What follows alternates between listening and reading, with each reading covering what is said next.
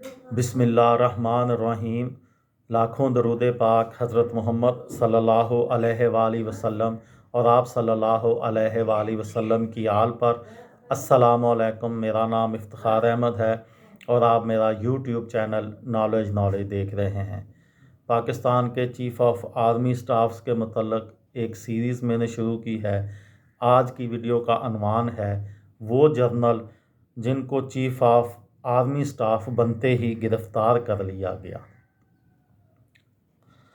1999 کے اواخر میں 12 اکتوبر کو نواز شریف نے ایک دن اچانک اس وقت کے ISI chief lieutenant general Zia Uddin but کو وزیر اعظم ہاؤس بلا کر بتایا کہ ان کو آرمی چیف بنانے کا فیصلہ کر لیا گیا ہے۔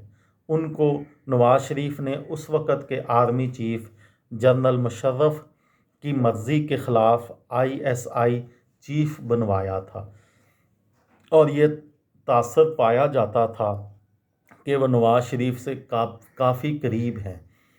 تاہم خود جنرل ضیاء الدین کے مطابق ان کی نواز شریف سے پہلی ملاقات اس وقت ہوئی تھی جب ان کا ISI چیف بنتے وقت انٹرویو ہوا تھا۔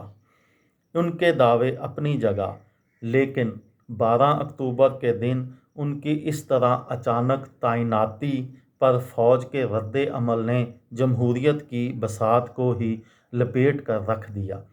ایک جانب وزیر اعظم ہاؤس میں جنرل ضیاء الدین بٹ کو وزیر اعظم کے ملٹری سیکرٹری کے یونیفارم سے بیج اتار کر لگائے گئے تو ادھر اسی وقت کے آرمی چیف کے قریبی جنرل حرکت میں آ گئے، جو خود اس وقت جنرل پرویز مشرف اس وقت سری لنکا سے واپس پاکستان آ رہے تھے۔ جنرل مشرف سے پہلے آرمی چیف جنرل جہانگیر کرامت بھی نواز شریف سے اختلافات کے بعد وقت سے کچھ عرصہ قبل مستعفی ہو چکے تھے۔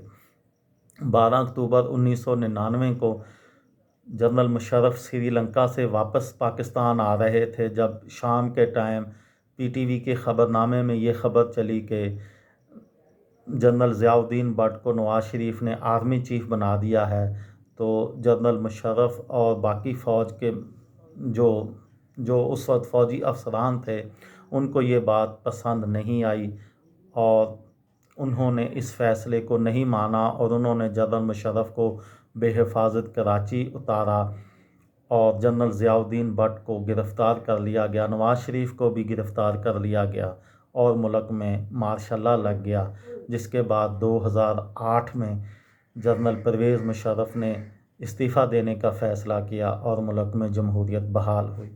یہ میری ایک سیریز تھی چھوٹی سی کہ پاکستان کے جو آرمی چیفز تھے ان کے صدروں کے ساتھ، وزیر اعظم کے ساتھ، سویلینز کے ساتھ کس طرح کے تعلقات رہے، یا انہوں نے سویلینز کے ساتھ کیا کیا اور سویلینز نے ان کے ساتھ کیا کیا زیادتیاں کی۔ کسی دوست کو، کسی بھائی کو، کسی بہن کو فائدہ ہو تو مجھے دعاؤں میں یاد رکھیے گا۔ دل دل پاکستان، جان جان پاکستان۔ السلام علیکم۔